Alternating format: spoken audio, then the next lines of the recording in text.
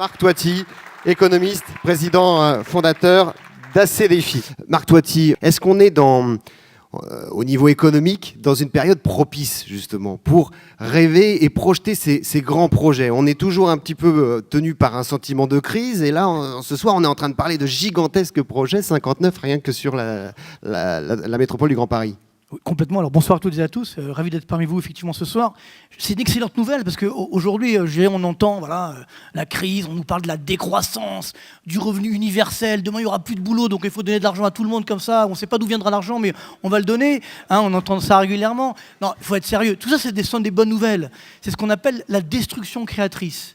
C'est-à-dire c'est-à-dire qu'en fait, le monde, depuis la création du capitalisme, depuis le XVIIe siècle, avance par révolution technologique.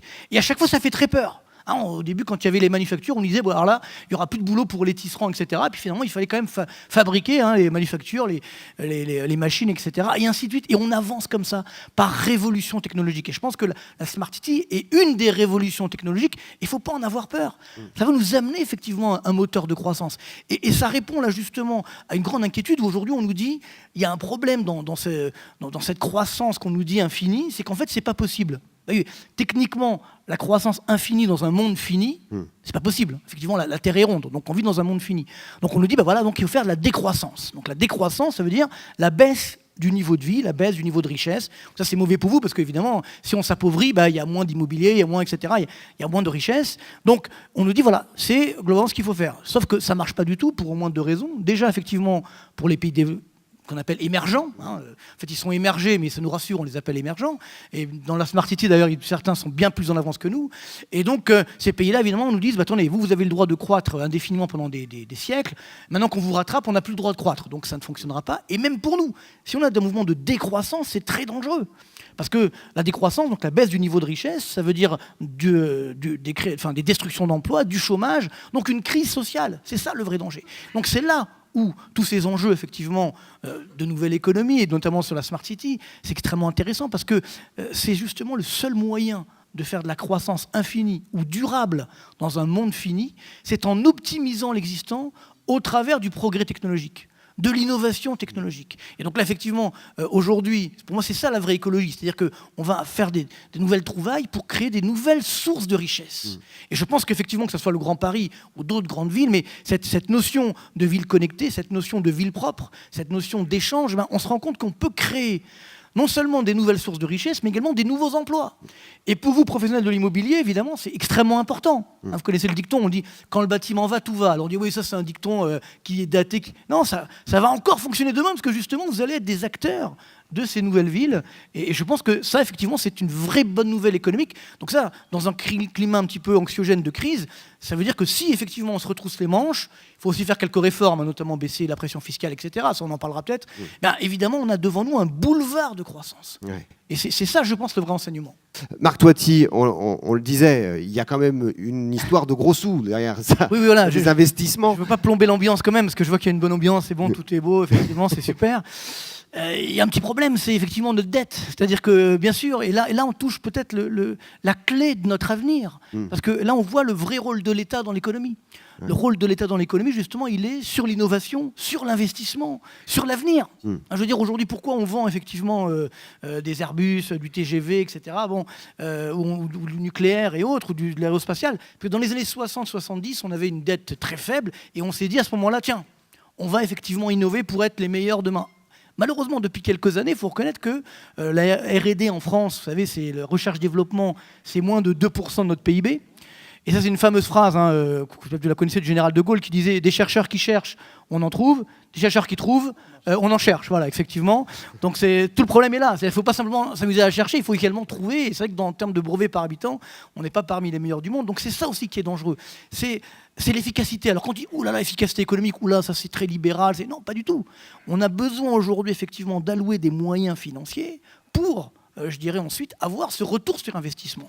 Et après, il y a un autre grand problème que j'ai un petit peu effleuré tout à l'heure, mais qui est déterminant, c'est la fiscalité. Parce que peut-être on parlera tout à l'heure du Brexit. Le problème aujourd'hui, il est clair, c'est qu'on a une fiscalité qui est trop élevée en France, qui est l'une des plus élevées du monde. Dans notre histoire, en tout cas, elle n'a jamais été aussi élevée. Et donc, bien entendu, le danger aujourd'hui, il est là. C'est que, et évidemment, on a aussi un poids des dépenses publiques qui est de 57,1% de notre PIB. Là aussi, un des niveaux les plus élevés du monde. Il n'y a que 6 pays qui font plus que nous. Hein. Mais bon, je ne vous donne pas les pays. C'est les îles Kiribati, les îles Tuvalu. Vous voyez, c'est des petits trucs comme ça. Mais c'est vrai. Pour en parler dans mon dernier livre, que t'as pas cité d'ailleurs, c'est pas sympa. C'est la fin d'un monde. Moi, je fais un peu de pub, évidemment. Bon, c'est pas grave. Mais ce que je veux dire par là, c'est que je le vends pas ce soir, je vous rassure. Mais ce que je veux dire par là, c'est que effectivement, aujourd'hui, on a besoin d'avoir pour investir, justement, ce retour sur investissement. Il faut aussi moderniser notre économie, avoir un marché du travail plus flexible, un coût du travail moins élevé. Vous voyez, on ne peut pas vivre comme ça en disant oui, on va le faire, et puis ça va arriver. Nous sommes l'un des derniers grands pays, malheureusement, qui n'a pas modernisé ses structures économiques. Donc, oui, il faut aussi le faire, et là, on sera bon, j'espère, pour demain, pour avoir effectivement ces enjeux. Sinon, malheureusement, on le sait très bien. Aujourd'hui, on a une dette publique qui a quasiment 100% de notre richesse, notre PIB. Alors, pour l'instant, ça ne se voit pas trop, parce que vous savez peut-être que la Banque Centrale Européenne met tous les mois 80 milliards d'euros dans le circuit économique, ce qu'on appelle la planche à billets. Donc, les taux d'intérêt sont très bas, donc tant mieux pour l'immobilier, mais vous avez vu, depuis quelques jours, quelques semaines, ils sont en train de flamber. Hein, là, avant que j'arrive, on était à 1,2% sur le taux 10 ans, alors qu'on était à 0,1% ou 0,2% il y a quelques semaines, quelques mois. Donc ça, il faut faire attention à ça. C'est-à-dire que si on n'attire pas, si on n'inspire pas confiance, alors là, effectivement, on a un problème de flux d'investissement, et les smart cities vont se vers peut-être en Chine. Vous savez, la Chine, je crois que Julien Dronet y va régulièrement, c'est qu'effectivement, la R&D en Chine, dans les années 90, c'était 0,3% du PIB, c'était rien, ils ne savaient même pas ce que c'était. Aujourd'hui, c'est 2% de leur PIB. Ils font des smart cities aujourd'hui en Chine. Ce n'est pas le paradis, mais ils ont compris cet enjeu. Donc nous, il faut absolument qu'on comprenne cet enjeu et qu'on retrouve une efficacité économique pour justement l'avenir de demain. Et c'est là où peut-être l'État a un rôle à jouer. On parlait avec Marc Toiti en préparant cette réunion aussi des opérateurs télécoms qui pourraient à terme disparaître. Ça paraît dingue d'imaginer qu'un opérateur télécom dans les villes disparaisse. Et pourtant, c'est déjà en route. Ça, effectivement, quand vous allez aujourd'hui dans certains pays scandinaves, c'est assez impressionnant parce que là-bas, il n'y a plus de téléphonie. C'est-à-dire qu'en fait, comme il y a du Wi-Fi partout, ça fait partie de la Smart City, finalement, on communique avec Skype, avec WhatsApp, etc. Donc les opérateurs téléphoniques aussi doivent complètement repenser. Donc quand on voit aujourd'hui que certains opérateurs se vendent des milliards, on se dit, où est la rentabilité ? Donc c'est-à-dire qu'il n'y a pas que du bon aussi. C'est-à-dire il faut mettre des garde-fous. Pareil, effectivement, sur le cloud, etc. Il faut faire attention aussi. Vous savez qu'aujourd'hui, au niveau mondial, on n'a jamais eu autant de cybercriminalité. Donc effectivement, il y a des attaques un peu partout. Et donc là aussi, c'est bien beau la Smart City, mais il faut se prémunir contre cela. Donc il faut également créer des jalons, avoir une sécurité informatique très développée pour éviter effectivement d'avoir ces dangers. Donc, et là aussi, ça crée des moteurs de croissance, encore une fois, c'est des créations de richesse. Mais je pense c'est ça le vrai enjeu. C'est-à-dire qu'on sait que c'est l'avenir, mais il faut mettre des jalons. Il faut clairement aujourd'hui se préparer et penser effectivement l'avenir. Et ce que c'est encore une fois l'une des maximes du livre, de mon dernier livre, qui est de dire, c'est un proverbe chinois. Quand souffle le vent du changement, certains construisent des murs, d'autres des moulins. Vous voyez ? Donc je pense qu'effectivement, le vrai enjeu aujourd'hui, il est là. C'est-à-dire qu'on sait que ça va changer. Mais alors, les murs, c'est pas que des murs en pierre, ça peut être des murs fiscaux, par exemple.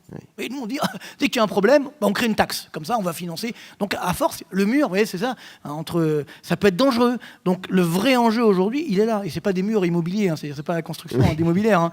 Et donc, il faut justement prendre conscience que tout ça, pour nous, pour vous, c'est des moteurs de croissance. Et effectivement, bien sûr que le secteur immobilier doit changer, également sur peut-être la théorie de la rente, mais surtout au niveau de la construction. Je pense qu'il y a énormément à faire aujourd'hui sur des immeubles qui produisent leur propre énergie. Et ça, c'est un vrai enjeu également. Aujourd'hui, vous avez les chauffeurs Uber qui réclament en gros d'avoir à peu près les mêmes sécurités que des taxis traditionnels et qui s'en prennent au rôle citoyen d'une entreprise. Vous ne payez pas vos impôts en France, vous n'avez rien à faire en France. Il y a ce sentiment-là. Le patron de Stéphane Trépoz de Sarenza a lui aussi fait une tribune pour dire boycotter Amazon puisqu'ils ne paient pas leurs impôts en France. Il y a cette possibilité que l'économie se normalise ou en tout cas se bonifie, se moralise comme ça ? Je dirais qu'il y a quand même effectivement on revient sur le problème de la fiscalité. Ça, c'est le problème central. C'est-à-dire qu'effectivement aujourd'hui, quand on veut harmoniser la fiscalité en France, on veut harmoniser par le haut. Il faut harmoniser effectivement par le bas. On parlait du Brexit à l'instant. Je vais régulièrement à Londres. Je suis désolé, monsieur Ollier, mais il y n'y a pas beaucoup d'Anglais qui veulent quitter un paradis fiscal pour un enfer fiscal comme la France, quoi. Donc, il faut être honnête. Donc, c'est-à-dire que tant que vous n'avez pas ajusté aujourd'hui votre fiscalité, ça devient dangereux. Bien qu'en caricature, mais il ne faut pas exagérer. Je ne vais pas chercher les Anglais pour qu'ils viennent en France. Oui, non, j'ai pas dit ça. Hein, non, bien sûr, si, vous avez dit ça. Ah, non, pas du tout. Si. Il n'y a aucun Anglais qu'on pense faire venir en France. On va en Angleterre pour 2 choses. La première, c'est faire en sorte que les Français qui sont là-bas puissent revenir en France et que ceux qui travaillent dans le cadre de l'Europe sachent qu'ils n'auront plus le passeport européen, ils ne pourront plus travailler avec l'Europe, dès lors... Mais non, mais c'est la vérité. Dès lors que ça va dépendre des négociations entre les Anglais et l'Union européenne. On ne sait pas encore ça. Non. La disparition du passeport... Ah non, mais écoutez, le gouvernement d'aujourd'hui comme celui de demain est tout à fait sur cette ligne. On ne changera pas, même si on change de politique. Les Anglais ont voulu le Brexit, ils l'ont. Terminé. Voilà. À partir de là, le passeport européen sera supprimé et ceux qui veulent travailler avec l'Europe sont les bienvenus en France pour s'y installer. Bon. Deuxièmement, nous allons en Angleterre pour faire en sorte de faire revenir des personnes très innovantes et dynamiques dans le cadre de la place financière. Car on a besoin de talent à Paris et on ne veut pas que ce qui va se passer à cause de ce que je viens de dire et le problème du passeport européen dans les 2 ans qui viennent fasse que Francfort en profite plus que Paris. Et on veut que ce soit la place de Paris qui reprenne des couleurs au point de vue de place financière. Et Dame Le Pion, pardon s'il y a des amis allemands qui sont ici, on est en compétition à Francfort qui en ce moment est très en pointe. Voilà ce qu'on va faire. On ne va pas se croiser les bras, on va simplement montrer un certain chemin à des personnes qui s'interrogent, qui se posent des questions et on va leur dire voilà, nous sommes prêts à vous accueillir. Alors, d'un autre côté, effectivement, il faut créer des vraies règles, mais c'est ça le but de l'Europe, justement. C'était d'avoir une vraie Europe, une vraie harmonisation fiscale, plutôt par le bas, et qu'on puisse contrôler. C'est ça ce qui fait peur aujourd'hui.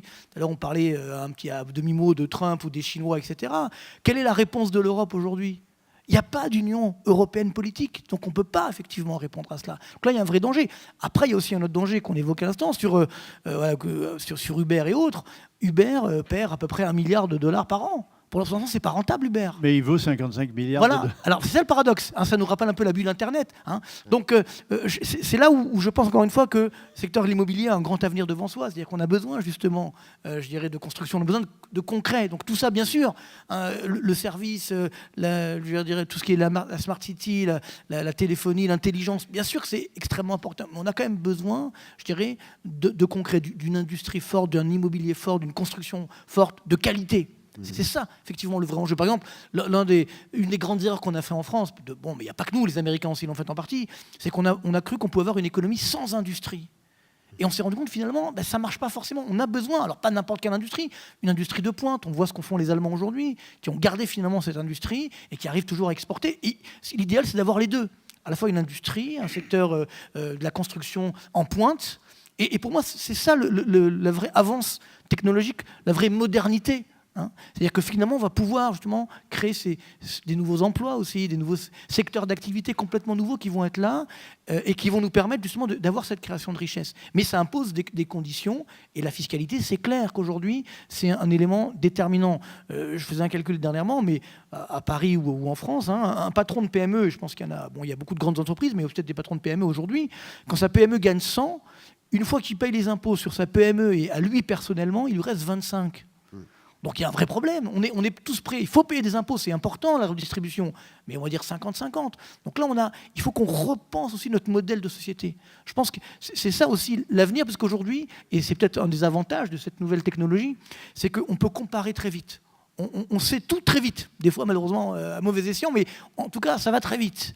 Et donc, ça veut dire qu'il faut être préparé à cela, il faut créer les jalons, et il faut avoir une transparence, je pense, à tout niveau des relations économiques. Et encore une fois, cette fiscalité sera, de ce point de vue-là, déterminante. Donc, à mon avis, il est là l'avenir, mais il ne faut pas en avoir peur. Il y a beaucoup encore de créations de richesses qui vont avoir lieu demain, grâce à la Smart City, grâce au Grand Paris, etc. Donc, je reste malgré tout, je suis un peu inquiet, parce que c'est vrai qu'on malheureusement, pour l'instant, on n'a pas pris les bonnes mesures, mais je reste quand même optimiste parce qu'on a, encore une fois, devant nous un boulevard de croissance. Merci beaucoup, Joël de René. Merci aussi, Patrick Ollier. Et merci, Marc Toiti, pour votre participation à tous les trois. C'était passionnant. Je vous souhaite une très bonne soirée.